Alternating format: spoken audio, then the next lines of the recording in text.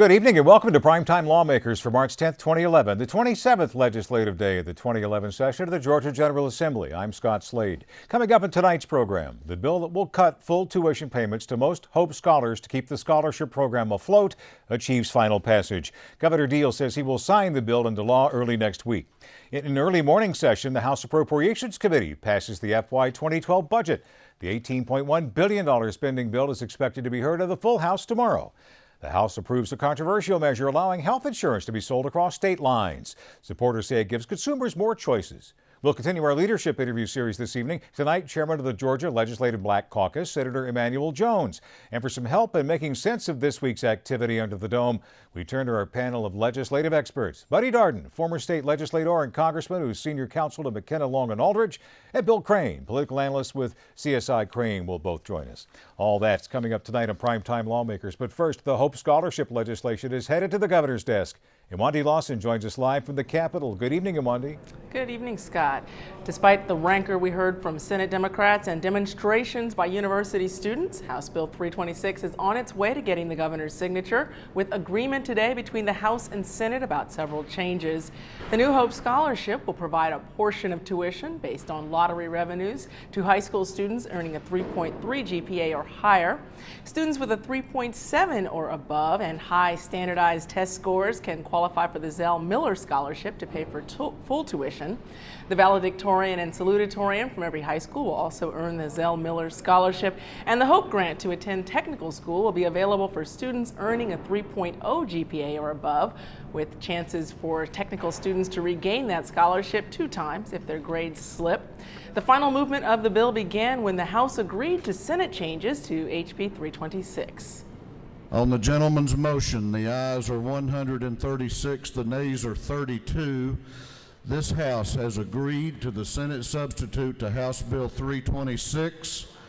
That bill is now on its way to the office of the governor. That was just before noon. Shortly after 1, Senate Democratic leader Robert Brown came to the well to declare the fight was not over. He said the challenge to the Hope Scholarship is not a lack of funding, but a lack of moral will. On the moral side of the equation, we are failing. On that moral side of the equation, we have to consider who is it that is gambling and what is their return on their gambling investment. When you look at the gamblers are in Bankhead. The beneficiaries are in Buckhead under the governor's plan. We continue to appeal to the governor.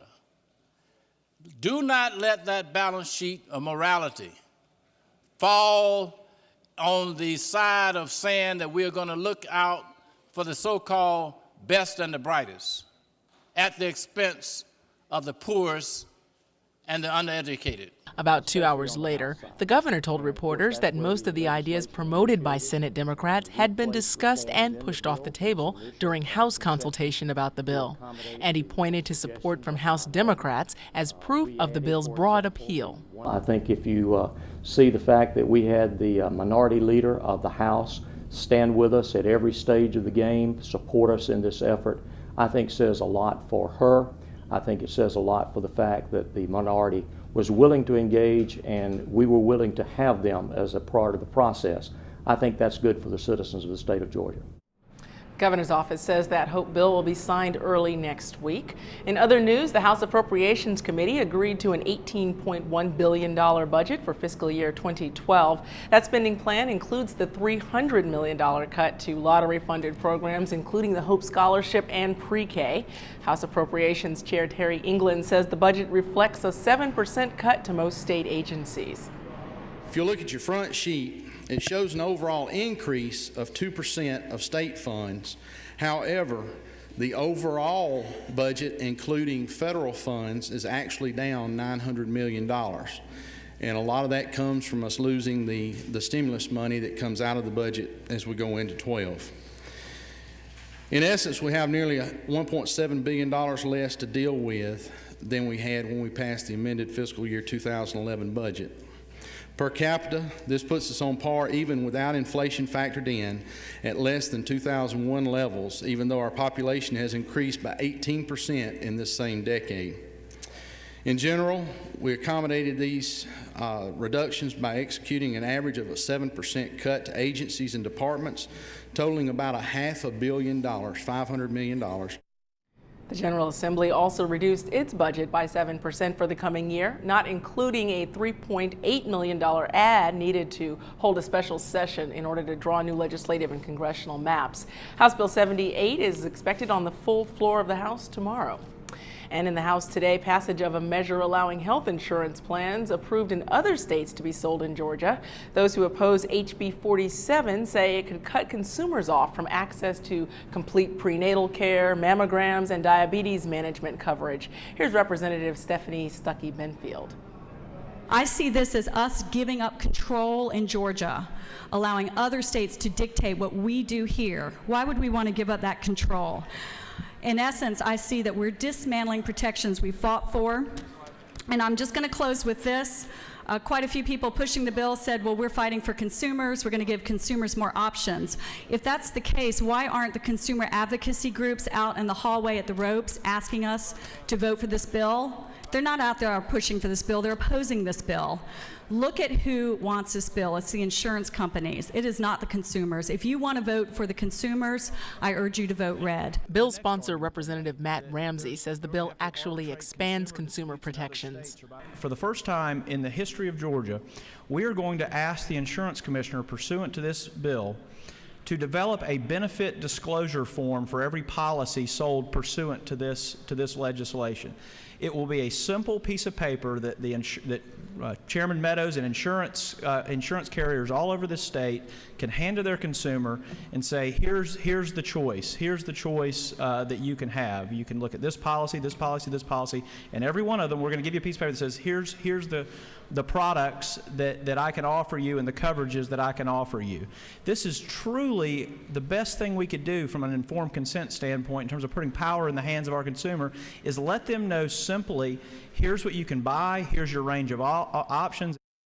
HB 47 cleared the House by a vote of 111 to 47. It moves to the Senate, where today there was debate about a measure allowing public utilities to contribute to political campaigns. Senator Don Balfour sponsors SB 160. There are 41,000 employees in the state of Georgia who cannot today participate in the political process. They cannot give political action committee contributions like every other corporation in the state of Georgia can. Our current law unfairly restricts these employees from contributing to political action committees. Georgia is the only state in the nation that singles out public utilities with these restrictions. Senator Steve Henson unsuccessfully tried to amend the bill to cap lobbyists' gifts to $100. Other opponents of the measure, including Atlanta Senator Vincent Fort, said it catered to the big power companies. We got a whole lot of folk who can't afford their utility bill. This was especially hard winter. Folk getting their gas cut off, electricity cut off, and we're standing here talking about putting more of their money into politics. I think we don't know what we're doing. I think we ought to be talking about taking more money out of politics. We're going in the wrong direction. I mean, does Georgia Power, although I heard that they don't support this bill. That's what I heard. Let me ask you this. Do you think if this bill passes, Georgia Power ain't going to start making contributions? Think about that. SB 160 passed by a vote of 42 to 13 and goes to the House.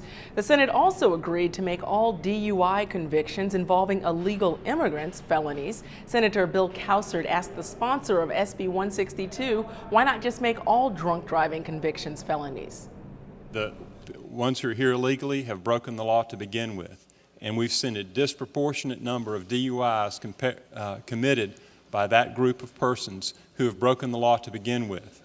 And the point is, first of all, if you're going to be in this country and in this state, you need to be here legally.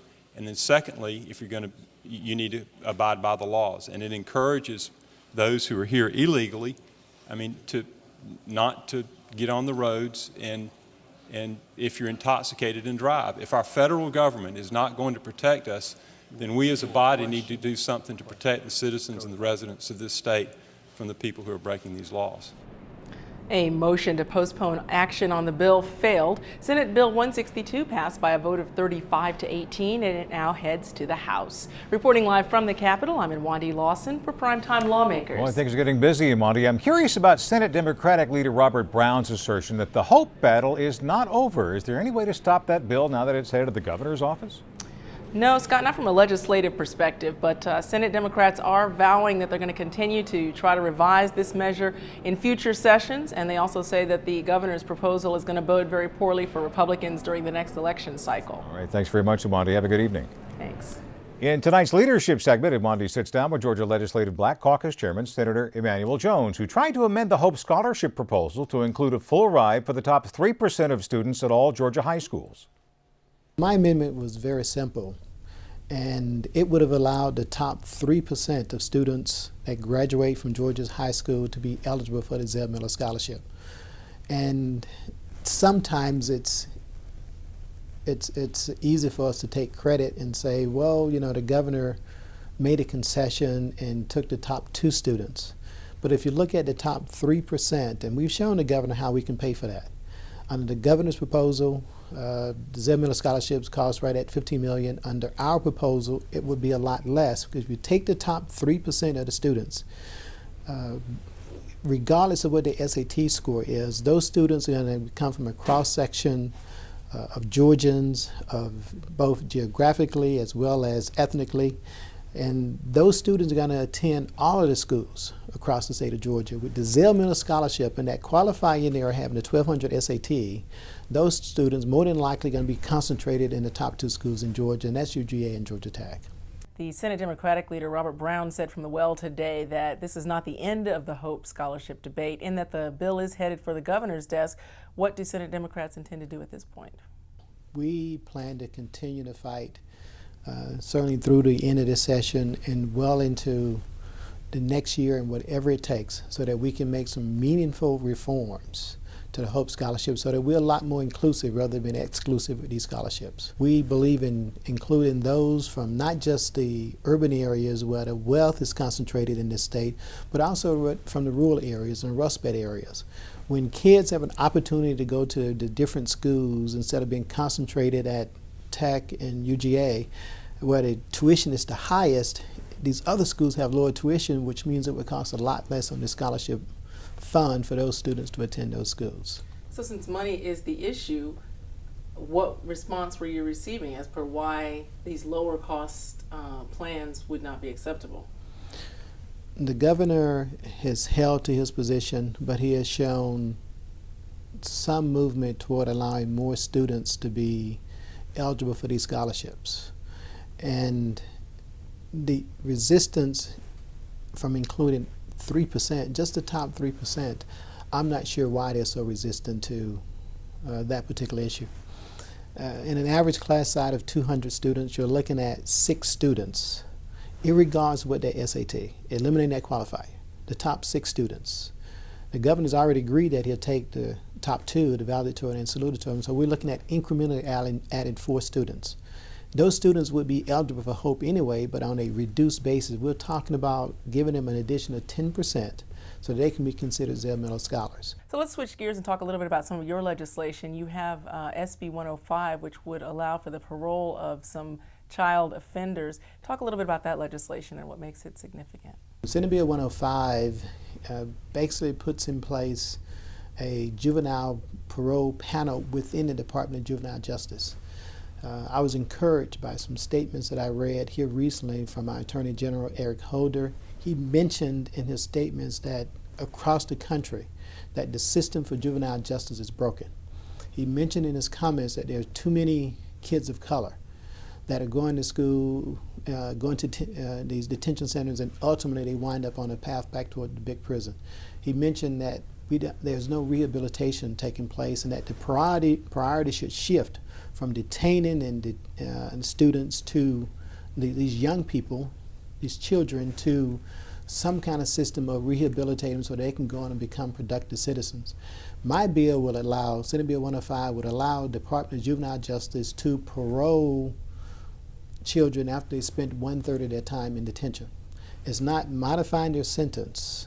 It simply gives Department of Juvenile Justice the authority to parole kids for the remainder of their sentence. So instead of treating them in a detention center, these kids could still continue to receive rehabilitation and services, but in a parole and hopefully in their own home and community setting.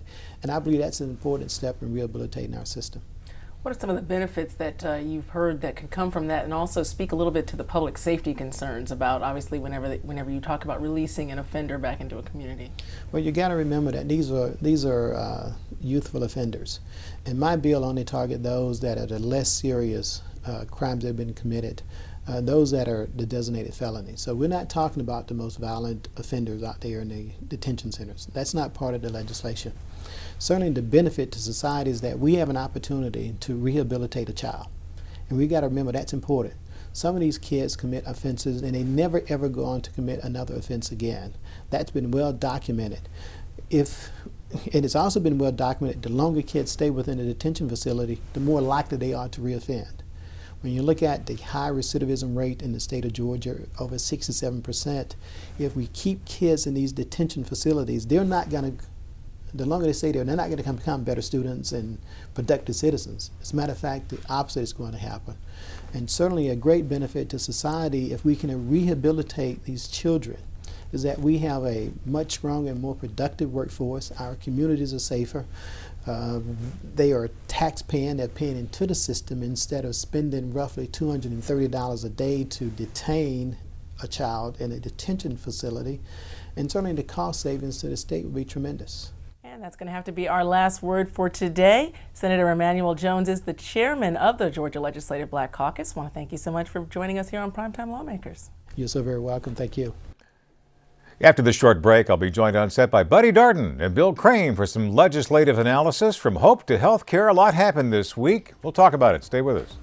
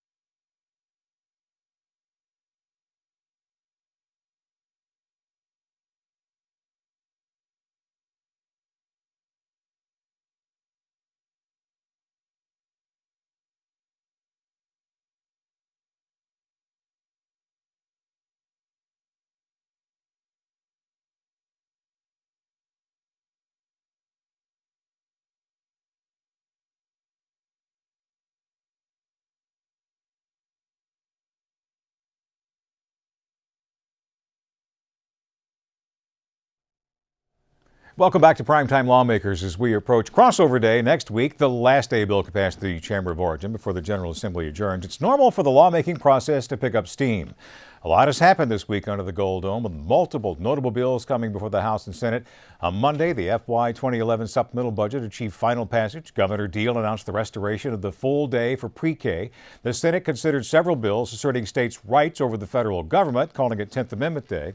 Tuesday saw Governor Deal's Hope Bill pass the Senate, and a bill that's been kicking around for several decades made it through the Senate, the Billboard Bill, which allows billboard companies to clear-cut along state right-of-way. This has long been opposed by environmental groups. And of course, today, the House Appropriations Committee approved the FY 2012 budget. That's the one that begins in July. A measure allowing interstate sale of insurance policies cleared the Senate, and final passage was achieved for the Hope Bill as the House agreed to Senate changes. March really is coming in like a lion. And joining me here on set to add some insight and usually a little humor is Buddy Darden, former state legislator and congressman who is senior counsel to McKenna Long and Aldridge, and Bill Crane, political analyst with CSI Crane. Great to have you guys back with us, and things are beginning to pick up speed. Are you surprised at how fast they're dealing with the money, the appropriations? Absolutely. This machine that David Rawson has going over in the House would put Tom Murphy to shame. They voted out a subcommittee on Thursday afternoon. They met at 7:30 this morning, brought it out of Appropriations Full Committee. Then they met the Rules Committee, and they had it out by 9:30, so they had a 24-hour period so they can have it on on the calendar tomorrow. That's the big bill. That's the big budget, bill, 2012. It is good to be king, but I'll Yeah. point out that, in fairness to the Speaker, that there was a little bit more transparency to that budget. It's been available online, and other people have commented. So though it's sailed or steamrolled through the committee process, there was transparency along. Well, they had hearings ad nauseum. I mean, from Well, the I'm subcommittee speaking on with that. so- admiration. I'm not critical. I am just amazed at the efficiency with which David Ralston is running this big budget. This is what we call the big budget, not the supplemental or amended budget, but the big budget. 18.12 billion. Right. Which is the same number as 2001. And as Chairman England pointed out, the population's gone up 18% since then. There are Several some nickels hundred there's some buffaloes that are screaming down there on those nickels. Well, and particularly in healthcare, because you've got a higher degree of indigency, you've got a higher degree of unemployment. Healthcare costs, as we're looking at just the state employees, there's a $250 million gap. So in terms of the things the state funds, healthcare has just soared through the roof, as has the population, and income has been flattened down. And one other thing, we don't have that $1 billion stimulus Yeah, cushion. from the federal government that we had last year. So Will state, things are tight. will state employees be asked to absorb more health care costs out of That's this? the discussion, that they're going to raise the premium that both that the state pays in for them, as well as the premium that they pay themselves. Governor Deal assumed announced he wanted restoration of full-day pre-K. They'll cut the number of days, but full K stays in, cut teachers' salaries 10%. And increase the classroom size up to 22 students. So longer days, fewer days, more students also means, like, you're getting ready to say that the teacher salaries don't get whacked quite as bad. Good deal, bad deal? I mean, they keep the deal, right? They I keep think full day. if you, I have they'll disclose, there's in the control room, I've got a 3.5-year-old who'll be in pre-K, and you want that full day, and not only because you're working, but for the hours of learning. And so I think most parents and most education organizations were pleased with the compromise. Well, they took. I agree. He actually Governor listened. Deal made the right move here, and even though you know where my political sentiments are, I think he's to be commended for listening and to the people who are in the business, because you need a full day, and a partial day really ruins the whole day for everybody. You know, So, including the teachers that are going home as part-time employees. Absolutely. So I think we give him credit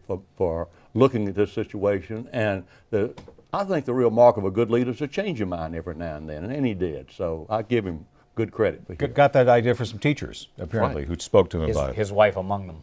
10th Amendment Day. They looked at lots of things, including a bill to allow the governor to opt out of cap and trade, passed the Senate. Senate passed a bill to allow Georgia to continue to use incandescent light bulbs after the federal ban, if they happen to be made here. Is this some nose thumbing going on? Well, then you have to have a little bit of waste of time in the General Assembly and resolutions. Absolutely. It's called Whistling Dixie Day, and that's about all they did down there. But these But I'm issues have stocking been decided. incandescent bulbs for all those legislators at my house, so that you know where to get them when we're done. Lots of people are, and maybe someone will actually open an incandescent bulb factory in Georgia. Right? I don't think we make any here now.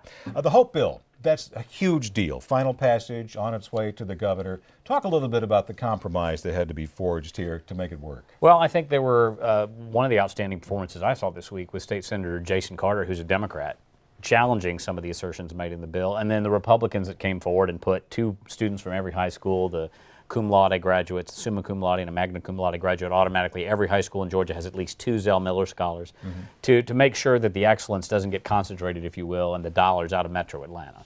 I still think there's trouble on the back end, because is it effective July the 1st, or is it effective with these Effective July the 1st. So you've got students who will be in summer semester, some that may not take summer semester to hold that GPA. There are those who are obviously going to have to be making adjustments to their financial plans.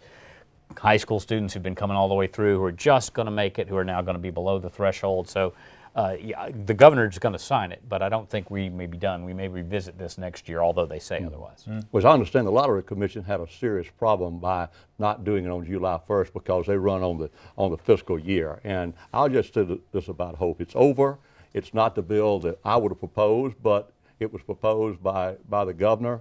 He got virtually 95% of everything he asked for. I do think the Senate and Jason Carter gets high marks. I think they improved the bill. Now, it's not the bill, again, that the Democrats wanted, but it's better than the bill that left the House. And I commend the Senate Democrats, because I think they made a good stand, and they made some substantive points and some good changes to it. One of the things they did was pull numbers, lottery numbers, county by county, and showed which counties in Georgia were spending millions on lottery tickets but would not have a Zell Miller scholar. under this new proposal. That's right. That got some Including my attention, home didn't it? county of Hancock County. Really? Absolutely. That got attention, didn't it? It sure did. All right, numbers speak, don't they? Yeah, particularly when you're talking about districts and things and voting in elections. I mean, that's 250,000 students who have it this year. Not all of them are going to have it next year. Now, if the lottery starts turning out more money, they can go back and adjust this thing, right? And speaking of turning out more money. They are tying the tuition that's given, the percentage to revenues. So yes, it can go up, but it can go down. Horse racing might put some money in those coffers. Don't count on it. Okay. I should say betting on horse racing. Yeah, You can race horses now. You just gotta bet on Parimutuel them. betting and wagering, video lottery terminals, VLTs, which I think actually have more chance of being adopted by the Lottery Commission, which has that authority. That's right. They don't need legislative authority to do it. They can already put those machines in, and that's the only way it's going to happen. And they could do that in one of those entertainment zones around underground Atlanta. There's and only Georgeville one. now, right? Yeah, that one's the only one that's been created. The legislature still has time to create more, but right now there is one in place that already exists around underground Atlanta to Centennial Park and the convention center. Do either of your secret squirrel sources tell you that the Lottery Commission is looking at doing this? Are they closer to it? They've been discussing it, and they've been taking a look at the numbers. They've traveled to some of the other states, 7 states where this gaming is already in place. I don't know if they're going to do it, but I know that it's much more likely under this governor than it was under Governor Perdue, who basically said no.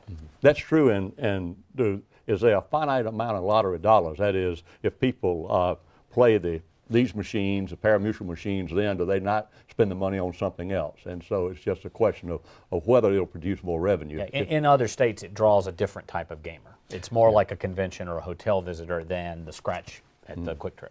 The billboard bill, is finally passed, allowing clear cutting in front of billboards. Are we just going to see fewer billboards now to make people happy? I want to tell you all about that bill. They were voting on that when I was in the legislature in 1981, 82, and 83. I always voted with the garden clubs because I feel like the lobbyists would be back with something else. But I'm going to tell them that you don't want to cross the garden clubs, and some people are going to be very unhappy about it, and they're going to regret that vote, in my opinion.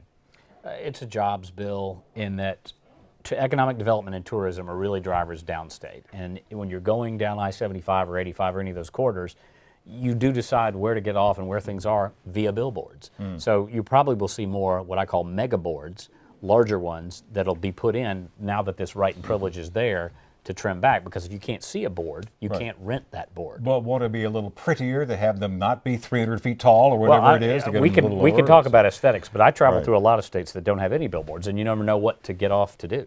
Well, my around the corner neighbor, who was president of the garden clubs of Georgia and council, I would much rather have be on her side than worry about a bunch of lobbyists. And I predict too there's going to be some fallout from this. Let's talk about what happened in a federal courtroom in downtown Atlanta this week. They finally heard the appeal of the ruling that went against Georgia, or challenged Georgia to come up with something that the other states would accept for using Lake Lanier for drinking water. Did we get any clues from that appeal court panel that would be good news for Georgia? Very unusual, but the judges appear to have tipped their hand in favor of Georgia, or at least in favor of sending it back to the Corps of Engineers to let the experts determine what Atlanta's needs are and what ought to be done rather than the courts. So we don't know what they're going to do yet, but all indications seem to be very positive. It was the first drop of rain we've seen favorable in several years on that case in this state. That's right. So it might actually give Georgia a little more powerful position to negotiate. Other than Governor Deal having conversations with the new governor of Alabama, there hasn't been a lot of traction. Which we're not going to see a lot of that, are we? Governor Deal is from Gainesville. He understands Lake Lanier, and he was engaged in this long before he became governor. And in my view, Georgia has had its hands tied because we haven't had any negotiating position because the federal judge had a gun to our head. But now this should level things out and put Georgia in an immeasurably better situation. Thanks to you both for being here. Thanks, it's always Scott. a pleasure. See you again soon. Thank you. Primetime Lawmakers will not be seen tomorrow. Please tune into the State High School Basketball Championships broadcast live. Coverage begins tomorrow at 3 p.m. exclusively here on GPB. Primetime Lawmakers will return Monday, March 14th at 7 p.m. We'd like to see a repeat of this broadcast. See you tomorrow morning at 5:30 right here on GPB. Coming up next, Easy Yoga for Arthritis with Peggy Cappy. It begins an evening of creative and great programming right here on GPB. That's our broadcast here for this 27th Legislative Day of the 2011 session. Thanks to our guests for joining us, for Wandi Lawson and the whole Primetime Lawmakers team. I'm Scott Slade. See you Monday at 7. Have a great night.